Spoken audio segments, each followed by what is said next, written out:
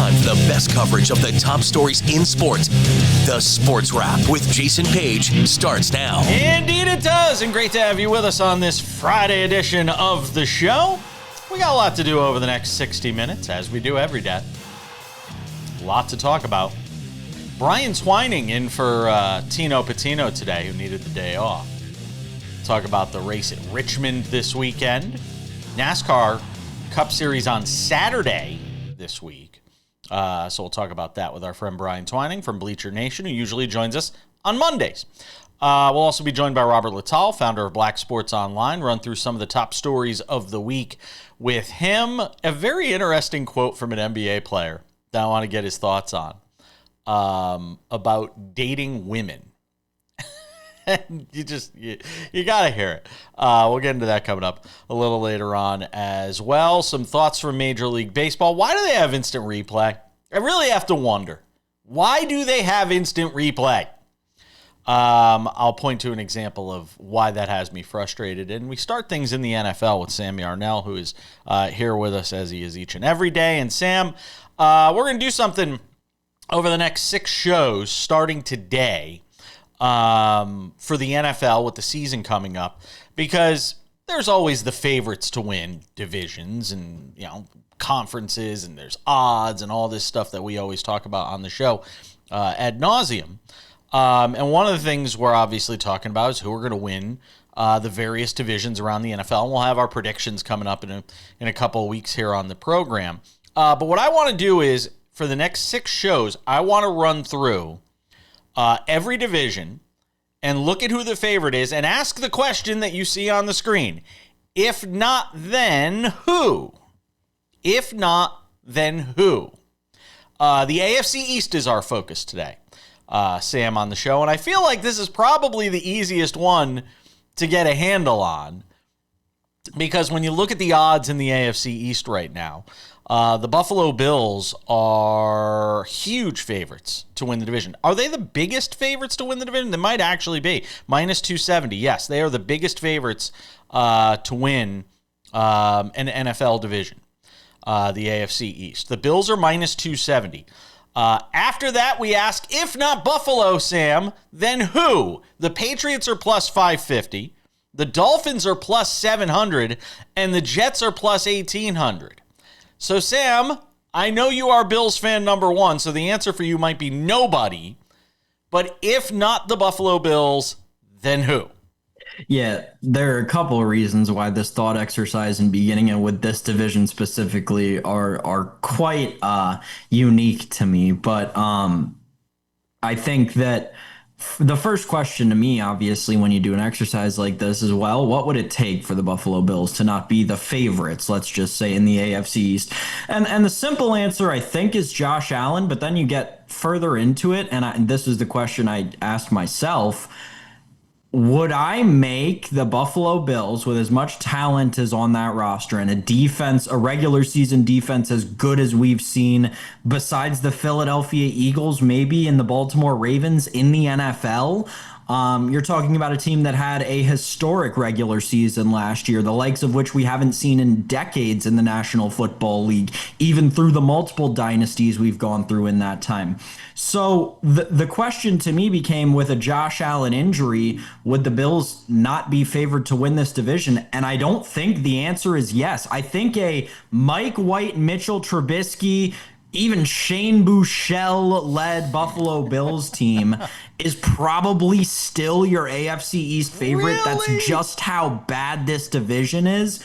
But, I'll do the Max Kellerman thing here, right? Fate of the world resting on the AFC East. Martians have the death beam pointed at Buffalo. I guess give me New England to win the division, but I don't feel confident in that at all. In a first-year head coach and a key offensive piece coming off of an ACL, and your best offensive piece. Let's not mince words. Coming off of an ACL injury and continuously trending down throughout his career. So, if the Patriots can win every game 14-9, then they have the most realistic shot, I guess. I'm going to tell you something, and I know this is going to sound nuts to people. first of all, what won't sound nuts is I agree with you. Nobody else is winning the AFC East. But we had to get this one out of the way. It's a Friday edition of the show. We'll just news dump this one. We're news dumping this division. That is exactly what we're doing. We're news dumping this division. Everybody's watching Trump's press conference with Vladimir Putin, and so it's fine. So I will agree with you on that. But people are going to think I'm nuts. If everything breaks right, I think the second best team in the division is actually the Jets. I don't disagree. But their odds to win the division are the craziest at plus 1,800. Again, to win the division. I get it. But I think the Jets, I think Miami is the same old Miami. I think there's an X factor in this division, and it's Justin Fields. That if you get primo Justin Fields, I'm telling you, if you get, we're totally making a meme out of that. If we get primo Justin Fields, if we get the Justin Fields that everybody thinks he could be, new head coach, that defense is pretty good. They've got a couple of offensive weapons. Why not the Jets as the second best team in the division? And if the death beam hits Buffalo and Orchard Park, I'll go with the Jets. There. If I have to do this for the sake of this exercise, I will say it's the Jets. So I agree with the sentiment in that if everything goes right for Patriots, the Jets, by the way, Patriots second hardest schedule in the NFL this year. Sure. And again, I think we're talking ceilings now, right? And yes. If everything goes right for every team in the division, I think that the Jets could probably be the second best team, maybe. I don't know if Justin Fields is the X factor as much as a guy like Breece Hall is coming off of a down year in his first year returning from a major injury. If he can severely bounce back, and maybe that's a different way Justin Fields is an X factor in the running game. I don't expect him to throw for a lot of yards. I don't expect Garrett Wilson to get a ton of action this season, but that defense is incredible. Like, until they fired Robert Saleh last year, let's not forget how outstanding that defense is. And I know they've got guys who are a year older, but I don't know, man. I agree with you in the sentiment that if the bazillion things that need to break right for the Jets, they could be the second best team in that division. I don't think it's crazy. But again, easiest of all the divisions we're going to do this exercise with Buffalo being the best team in the division without question. I just, again, barring that November alien ship coming and blowing up the planet, we're done.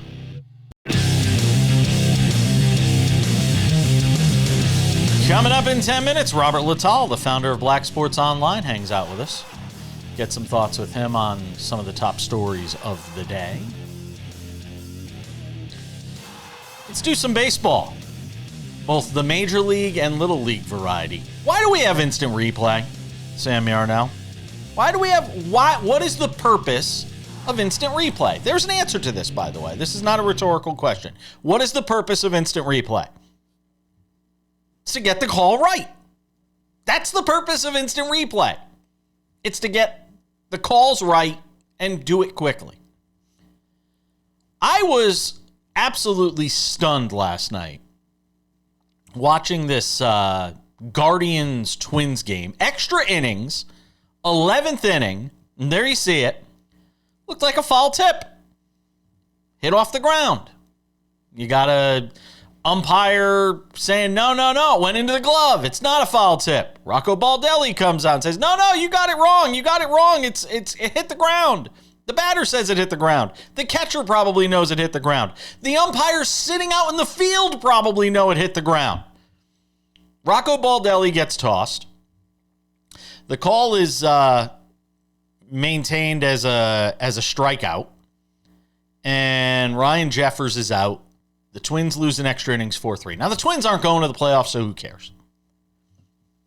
But the fact that this isn't reviewable, Sam, the fact that this play, of all the things that they can review, that something as simple as this, you could review somebody getting hit by a pitch, and you can't review a ball, whether or not it was a foul tip into the dirt, to me is just, I can't believe that this is an oversight from the folks at Major League Baseball. Well, maybe I shouldn't be shocked because it is the folks at Major League Baseball. But I can't fathom. Yeah, throw your hat into the field, Rocco Baldelli. You show them. And you explain to me how this is not reviewable. Because this could happen in the postseason. It could happen in a big game down the stretch. It probably has. I couldn't believe it, Sam.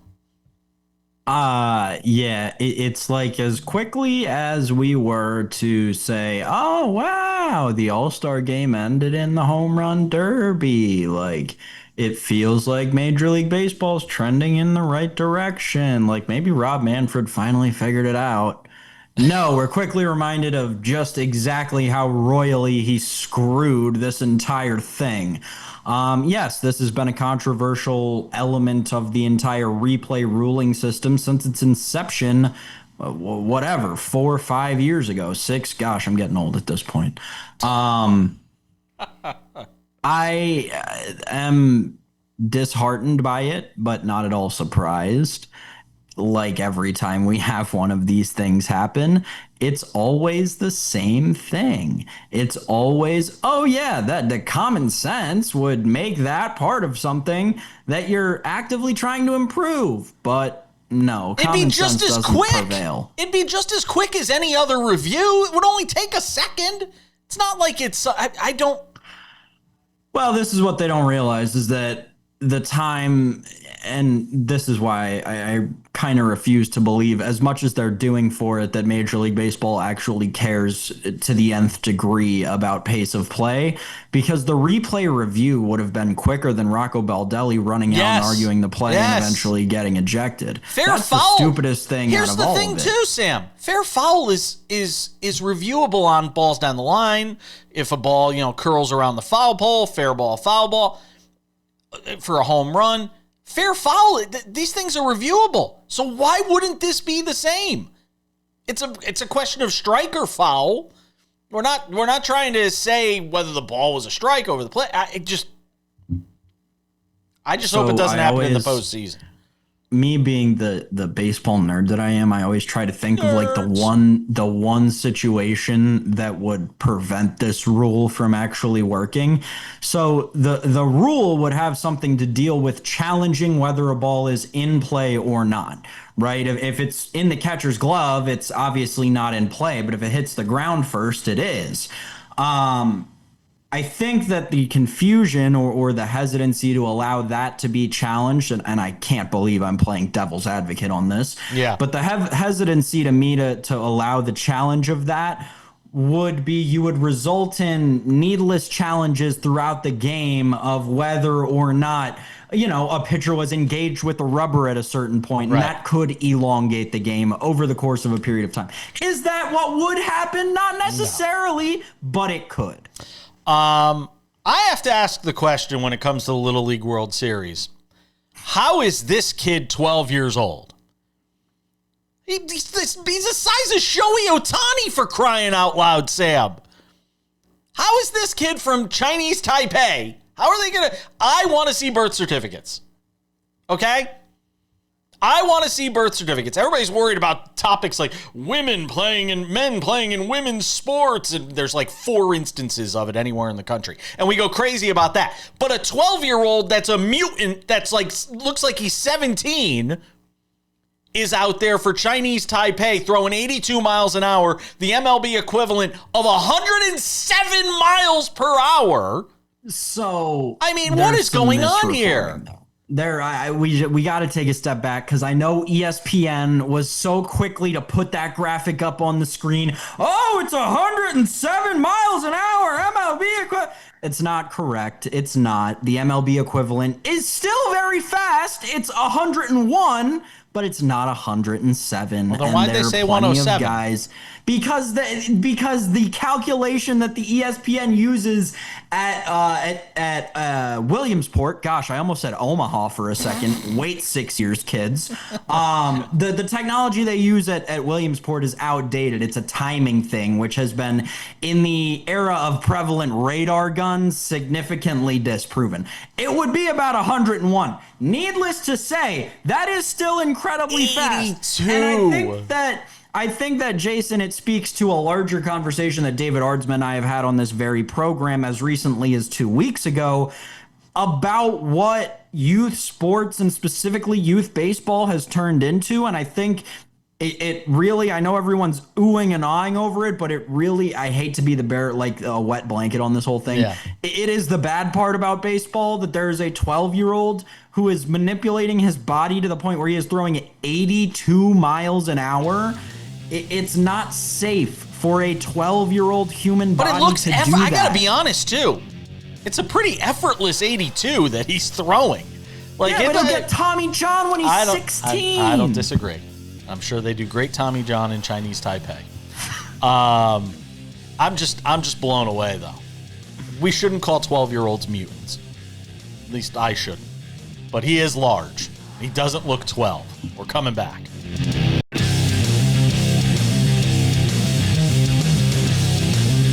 All right. Good to have you with us on this Friday edition of SportsWrap. If it's a Friday on the show, it can only mean one thing. Well, it means two things. We're talking NASCAR with Brian Twining later on, but right now, it means we're joined by this guy. Look at that smiling face. Robert Littal, founder of Black Sports Online, hangs out with us to talk about some of the top stories of the week and some of the not top stories of the week. And this one would fall into the not top stories of the week, but something that I just thought was funny. And I thought would be kind of up your alley in terms of some of the things that you like to cover and laugh about and write about over at Black Sports Online. A prominent NBA player coming out and saying that this was funny. I saw this on NBA Central, which is a great, if you don't follow it on X, you really should. That said, there was one girl I really liked, this NBA player said. She used to talk to a dude in the league, and I was like, I just can't do it because if I'm cooking him and he's allowed to say that's why I hit your girl. I want to repeat that.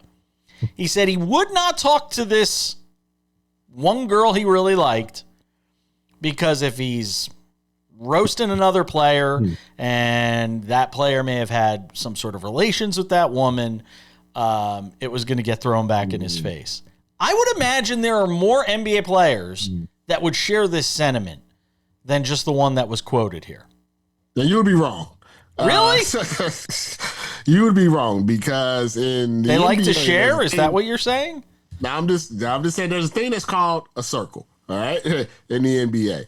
And or another term that they use is pass arounds in the NBA. This is something that's been happening since sports have been. You've seen Bull Durham. Yes. You know how the movie goes.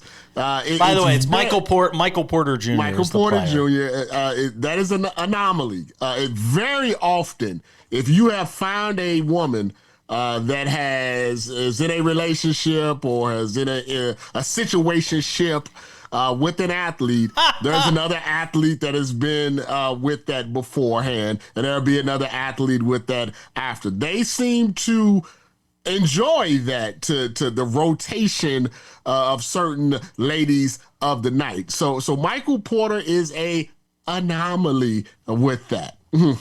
Really? Surprising, right? The groupie, it's funny. You know what's funny, though? When's the last time Michael Porter Jr. ever cooked anybody, first off? So I don't think he has to worry about it. He's a spot-up shooter, and, he shoots a lot of threes, but it's not like he's James Harden. It's not like he's Kyrie Irving. He's not going to put nobody in the spin cycle and one them, and then the guy get mad and be like, oh, I did this to your girl. Well, that's not happening. That Michael Porter doesn't have that in his bag. Well, he's going to be doing it for the Brooklyn Nets next year. Good luck with that, by the way. He averaged 18 a game last year. Thanks to Jokic. Shoots 50. And he shoots 50%, which is. I could shoot 50% if I had Jokic. Come on. No, you couldn't. You could not shoot 50%. I'm calling BS 50%. On this. You could not shoot 50%. I would shoot 50%. Put me in that corner. I just find it interesting that mentality still exists in sports, given the fact that there are women out there. God, I hate saying this because it makes me sound like a man's. Yeah, I know, but still, it just doesn't come out right when it comes from a male saying it. I understand. To say that there are women with women out there that are trying to get a payday, let's just say, by latching on. Let's put it like this. There are women that want to live a certain lifestyle. Yes. And there's the only way you can't live that lifestyle dating Ask us. Anthony Edwards. You know what I mean, right? And to date a certain lifestyle, you have to date a rapper or athlete or entertainer, whatever it may be. And there's nothing wrong with that, people. If that's the lifestyle that they want to lead and that's who they want to date, that's fine. There's no judgment from us on that. But what happens is that's a very, very limited pool. Yeah. And some of the guys that they're dating aren't the best, let's say, mature quality. Anthony Edwards again. Like, let's say, Andrea Michelle is always going to be with an athlete, even if that athlete is 20 years younger than her. Yes. I get it. But it's just fascinating that players still fall into that trap of that lifestyle and potentially winding that's up. what when you don't have to go to college for 4 years. That is what happens. The NBA announced this week their regular season schedule in terms of which networks are going to have games on which nights. And if you love the NBA, there will be some place to watch it every night nationally now. Mondays, it'll be on Peacock. Good luck going up against Raw over on Netflix. They'll be battling and streaming. Tuesdays, NBC and Peacock. Wednesdays, the games will be on ESPN and only ESPN. Thursday is obviously the Amazon Prime night, as they got that from Turner Sports. Fridays, Amazon Prime and ESPN. Saturdays, Amazon Prime and ABC. And Sundays, ABC, NBC, and Peacock. Everybody gets some, Robert Littal.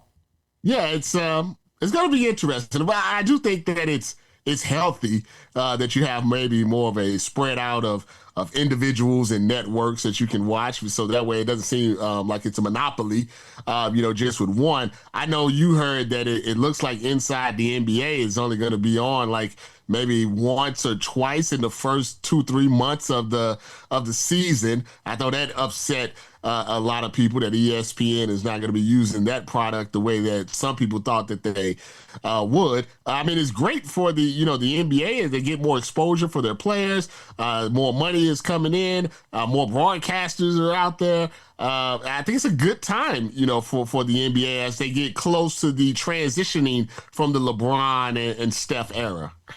Yeah, I would agree with that. I think it is. I just wonder how many people are going to go and get all these different, streaming services. This is where I think we're getting into that. I think we're getting into that weird time now where everything's going to be on some sort of streaming platform, and people are just going to have to pick and choose which ones they want to get, unless they're going to get all of them like we do in our house. Yeah, and that's costly. One day I looked up and I just kind of put the calculator up. And, it's $14 here, $20 there, $9 there. And, it comes up and then it's like, man, this sounds like a cable bill from the 1990s, or the early 2000s. Yeah. And that was the whole point, to cut the cord. Now the cord is virtual and it can't be cut. No, it certainly cannot. There was other news from the world of sports media that I want to get to on the other side, but I also want to get your thoughts on Shedeur Sanders. And boy, how much changed for him in just the span of the last time we talked to where we are now. We're going to get to that coming up in a couple minutes as well. With Robert Littal, the founder of Black Sports Online, who hangs out with us on this Friday edition of Sports Wrap. Don't go anywhere.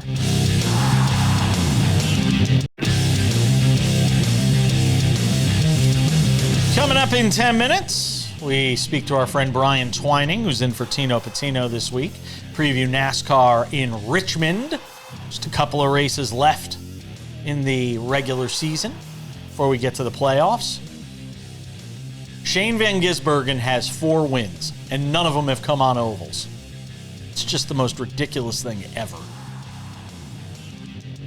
But that's the way NASCAR has it set up.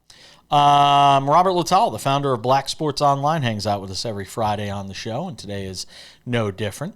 One more sports media note I want to get to.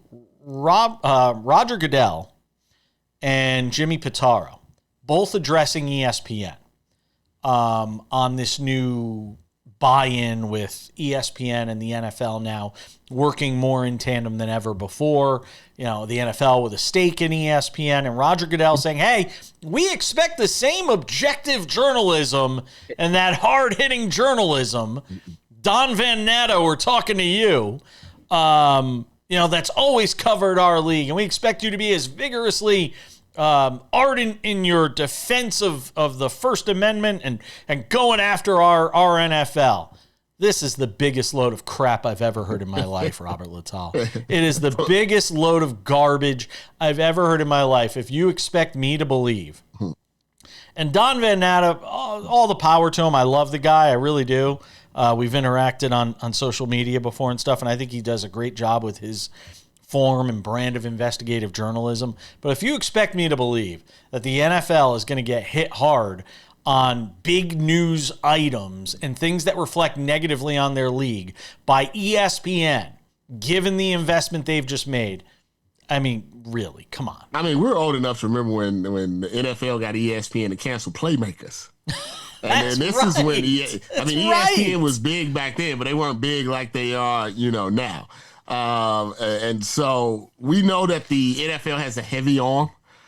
We know that they hold their television rights over all of the networks' heads, that they can pull them pretty much, every couple of years and all willing to give it to a Netflix, willing to give it to a Prime or something like that. Roger Goodell is John Gotti, of sports. He's Al Capone. Maybe that's Jerry Jones. I don't know, but I think if there's a story that shows the NFL in a negative light, I guarantee you when you go to ESPN.com, that won't be by any ESPN writer. It will just be taken from the Associated Press. Yeah, it's true. And look, I'm sure there is going to be some coverage of those types of items, but I guarantee you there's a line that they can't cross. There's a certain spot where they can't cross. And it'll be interesting to continue to follow. And Jimmy Pitaro tried, it was one of the suits at ESPN, tried basically saying the same thing. We're going to be just as vigorous in our journalistic standards and blah, blah, blah, blah, blah. Talk to me about Shedeur Sanders, because a week ago when we spoke, I don't know if any of us could have imagined him going out and doing what he did in his first preseason game. I was hoping he would. Anybody who watched this show knows I was hoping for the chaos. We love chaos on this show. And him playing that well, certainly for at least a few days, threw things into chaos. Now he's dealing with this oblique injury, and we'll see where all of that leads. But not just the performance by Shedeur Sanders that I want to get your thoughts on, Robert Littal, but the fact that there are a lot of people cheerleading for him from the sidelines, from other sports, from entertainment, that are really trying to rally around him to do everything they can to push him forward as their own agenda. That's sort of sports in a nutshell, or maybe it's just society in a nutshell. A lot of times you get pushed down, you get talked bad about, you get kicked, stomped, whatever it may be. And then once you're at your lowest, people want to pull you up, and they want to be your friend now. They can't believe that happened to you. And then they build you back up, and only to kick you down again at some point in your career. So I'm not surprised by this. I think there was a certain feeling about Shedeur Sanders before the draft, but to see him going to 5th round, I think even the most rational person was like, there's something a little fishy, about that, to the point that now it's like people are on his side, that they feel like he's been done unfairly, or they just don't like the Browns. So they want him to succeed, and for him to go out there and have a solid, preseason game. It wasn't the best preseason game I've ever seen in my life, but, it gets amplified because of the attention. And the Browns are in a really interesting situation, because right now, Shedeur Sanders is probably top 5 most popular players in the NFL. And he's a 5th round draft pick. And then, what do you do with that, especially when the almost feels like Tim Tebow. It almost feels like Tim Tebow. He's Tebow with actual NFL starting talent. That's what like that. But it's the same premise that you mentioned. Yeah, it does. It has that sort of feel to it. And it's also the problem if you're the Browns and the pundits around the league who prior to that game, the bar was set so low. Yeah. And when you set a bar that low and somebody not just leaps it, but leaps it by tons, now you've put it in a position where he looks like the savior in Cleveland. You know who I feel bad for a little bit? It's Dylan Gabriel. Yeah, Good I do kid. too. Went to Oregon. I know him a little bit, from being out here and playing and talking to him when they played Ohio State. It's a tough situation for him because he's the 3rd round pick. And if there was no Shedeur Sanders, he would just be coming along the way, a regular 3rd round pick. But he's in the midst of all this, and it's a no-win situation. If they start him in this preseason game and he throws an interception or 2, or whatever it may be, if he doesn't do exactly the same, if not better, than Shedeur, he won't be able to come back from that. And that's ridiculous to me for just a preseason stuff. Everybody's been set up to fail in a situation where you have that many quarterbacks in the room. Everybody's been set up to fail. Honestly. A lot of pressure. Yeah. A lot of pressure on him if he does. Well, he's going to play, but there's going to be a lot of pressure on him. Robert Littal, founder of Black Sports Online. Have a great weekend, my friend. We'll talk to you next week. Down goes Michigan. Down goes Michigan. Down goes. Odds and Ends wraps it up in 10 minutes on this Friday edition of Sports Wrap. Huge news from the world of college football. Look at the smile on this guy's face. He already knows the news, but we're not going to spoil it for people. They probably already know the news too, though. Michigan got whacked. We all knew they were getting whacked. There. I just killed my own tease for the next segment. Brian Twining, Bleacher Nation, hangs out with us on the show every Monday, except when we're off like we were this past Monday. He's not usually with us on Friday, so this is a bonus for us. We get Brian Twining with us on a Friday edition of the show to talk about NASCAR, and this week they will be in Richmond, Brian Twining. But before we talk about Richmond, I have to once again mention my favorite subject, which is Shane Van Gisbergen, who continues to win races some way, somehow. As long as they're on a road course, he's got a chance to win every time. And this year, he's basically won all of them. He's got 4 wins, tied for the most wins in the Cup Series, Brian. I mean, it's kind of silly at this point because we all know what he is and who he is. He's got and being tied for the most wins. I think we put an asterisk next to it because they're all road courses. But you're going to be the contrarian that says it's a great thing. Yeah, it's interesting watching Shane do what he does, but then also looking at the current playoff standings and seeing how other guys are performing. Is he becoming like the most polarizing guy in NASCAR because of this right now? Yeah, so when you look at Shane's statistics, I believe he has like 5 top 10s on the year, 4 of them coming at road courses. But when you go down the board, somebody like Joey Logano, he doesn't have very many more top 10s, or Josh Berry or Austin Cindric, all other guys that are locked into the playoffs themselves. They all have similar type of numbers. It's just Shane is so polarizing because he's in that like 23 position finishing range on average for the season, and he's only winning on road courses. And so people are upset. And I think what makes it more upsetting is the fact that he's currently, if the playoffs started today, the 2nd seed in the playoffs. It's crazy. And it's got to drive these and I know they'll say all the right things. It's got to drive these guys nuts, Brian. It has to. That he's just this one-trick pony out there who's basically non-competitive when you talk about any sort of oval. It's got to drive these guys nuts, whether they'll say anything about it or not. I'm sure it does drive guys crazy, but I think Denny Hamlin and somebody like Kyle Larson, they've kind of hit on it before in the fact that this is only his 2nd year in Cup, like ever riding in the Cup car or racing ovals, to be exact. And the fact that he is improving does show the type of racer that he is. And they're actually in awe of what he's able to do on the road courses and how quickly he's kind of picking up the other type of racing. I'm trying to think of another sport. I'm trying to think of a comparison to another sport for what he is in this sport and what he does. Maybe it'd be like a clay court specialist in tennis.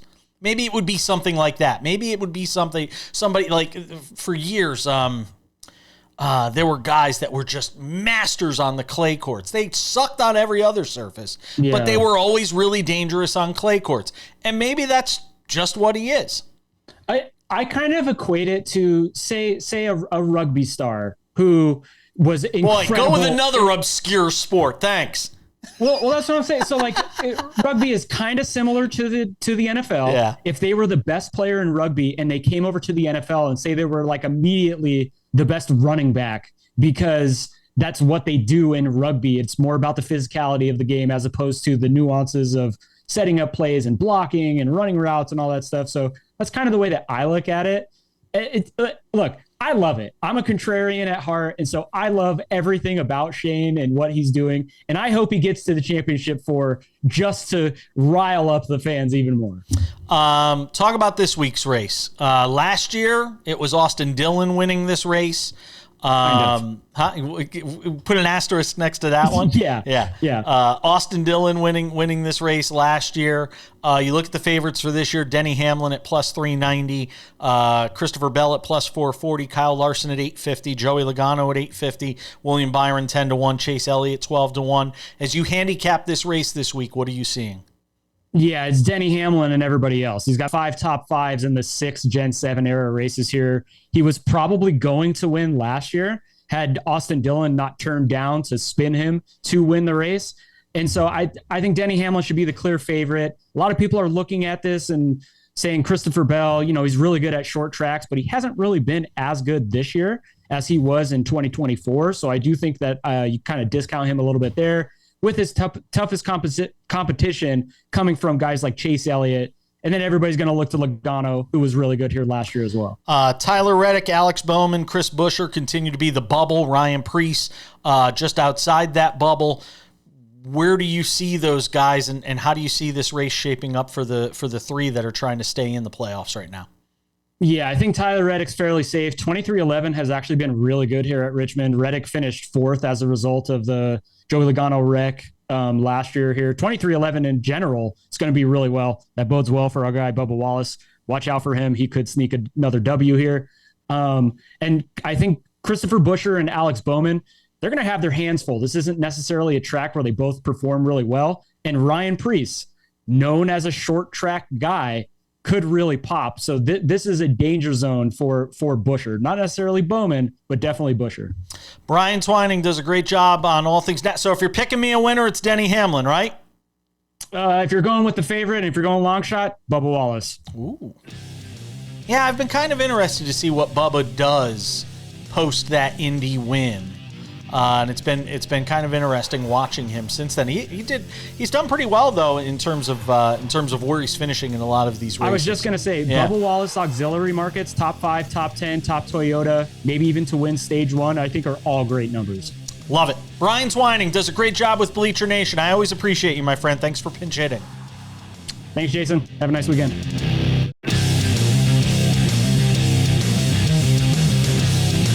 All right, just about time to put the wraps on this baby for a Friday. Still laughing at something I said earlier in the show. Not laughing in a haha, it was funny way. I called a 12-year-old kid a mutant. Look at the size of this 12-year-old kid from Chinese Taipei. That's all I'm going to say. I'm just doubting whether or not he's 12. I mean, you could be that size at 12. I mean, I'm sure Yao Ming was really big when he was 12 years old, so it's conceivable. Some things to get to before we say goodbye. Reminder, if you have not done so yet, make sure to subscribe to the Sports Wrap with Jason Page podcast. It's available on all your favorite podcasting platforms: Spotify, Apple Podcasts, YouTube Podcasts, iHeartRadio, TuneIn, Amazon, Odyssey, you name it. Anywhere you get a podcast, you can get the podcast version of this show. Available Monday through Friday, 45 minutes commercial free. What are you waiting for? Go and check it out. We also have the Sports Wrap with Jason Page YouTube channel. If you have not subscribed to our Sports Wrap with Jason Page YouTube channel, here's the best reason to do it. You can watch this show every day commercial free right there. 45 minutes, perfect, error free. We also have Sports Wrap shorts, which are available on our YouTube channel. Whenever news breaks, we put it there. If it's something we weren't able to get into the show, it came outside of our window when we put the show together. Sports Wrap Shorts is the place to go for that as well. You can also watch the show on Spotify too. And without any further delay, ladies and gentlemen, time for some odds and ends. Odds and ends, Sam Yarnell. Big news coming down from the NCAA, and it is not good news if you are Jim Harbaugh, Connor Stallions, or Sharon Moore, who has been suspended. Did I say Sharon Moore? I meant Shamar Moore. Anyway. Sharon Moore. Sharon God, Moore. 0 for 2. Goodness gracious. Strike 3. Third time was the charm. Sharon Moore. Sharon Moore has been suspended for 1 game. Connor Stallions has just been suspended for 8 years, show cause. And Jim Harbaugh's got 10 years on top of what he already got prior to that. So you won't see Jim Harbaugh coaching NCAA football anytime soon. This is not a surprise, though, Sam. We had Bill Bender on the show yesterday, and we were talking about it with him briefly because we knew this news was coming today. Folks, a lot of the college football insiders knew this news was coming down today. I don't think Michigan fans care. I mean, what's Michigan's first game of the year for Sharon Moore? See, the funny thing is the suspension isn't even for the first game of the year, I believe. So he suspended weeks 3 and 4 because of the Michigan internal investigation into the. So he has a 2-game suspension, which he'll serve weeks 3 and 4. Okay. I believe week 5 is when he'll serve the game that he's being given from the NCAA here. Okay, so there you go. I don't think anybody. Look. First of all, this feels like it was a million years ago that this took place, and you're just now getting some sort of sanctioning from the NCAA. We were never going to see Connor Stallions coaching anywhere meaningful again, anyways. I just okay. That my response, my honest response to this is okay. Yeah, you hope Connor Stallions got comfortable coaching high school football in wherever he is, Ohio, I think, or maybe it's in Michigan, somewhere in Michigan. I don't know. I apologize, but he will be there for a long time, so I have a long time to learn what state he is coaching college football or high school football, and he's not allowed to coach college football. Jim Harbaugh will ride out the rest of his coaching career in the NFL. Yeah. He'll attack every day with a tenacity unknown to mankind. And he probably doesn't even know that he got suspended from college football, honestly. That's just the way that guy's brain works. Michigan's got to pay $20 million in fines. So that's like approximately 1.5 donors worth to football program alone. That's not going to hurt anybody. Yeah. And yeah, the Sharon Moore thing, he'll either miss a game. I just have their schedule up here. So if it's week 1, he'll be missing a game against New Mexico. If it's week 3, oh wait, we already said he suspended week 3 for the Central Michigan game. Ironic. Suspended week 4 for the Nebraska game. If it's the following week, it'll be the Wisconsin game, an unranked team. And Michigan comes into the season ranked 14th in the country. Nice. So there you go. He's not missing anything important. And when this story first happened, Jason, you and I talked about it. This will end up being a slap on the wrist. Yep. What is it? 2 years later, a slap on the wrist. Like I said, good riddance. It's now the NCAA can sort of move on, and we could all move on with our lives, knowing this punishment that I think all of us knew was coming. Real quick before we say goodbye, PGA Tour's playoffs are going on. Did you know? They're playing the BMW Championship, I think this weekend is what it is. Robert McIntyre was your first round leader. Tommy Fleetwood, by the way, in second. Tommy Fleetwood, the guy who cannot get across the finish line in a PGA Tour event, still looking for his first win. I can't imagine the anguish that it is being a Tommy Fleetwood fan, or even better yet, being Tommy Fleetwood, Sam, because the guy cannot figure out a way to close out one of these PGA Tour events. Does it happen this weekend? Probably not, because Bobby Mack was incredible on Thursday. 29 on the back nine, including 7 birdies, Jason. And like 190. Absolutely ridiculous. Yeah. It's Bobby Mack or it's Scotty Scheffler this weekend. It's like 190 feet of putts that he made, something like that. Some crazy number like that as well. Oh, we got to go. Thank you to Brian Twining. Thanks to Sam Yarnell, Robert Littal. We'll see you next week.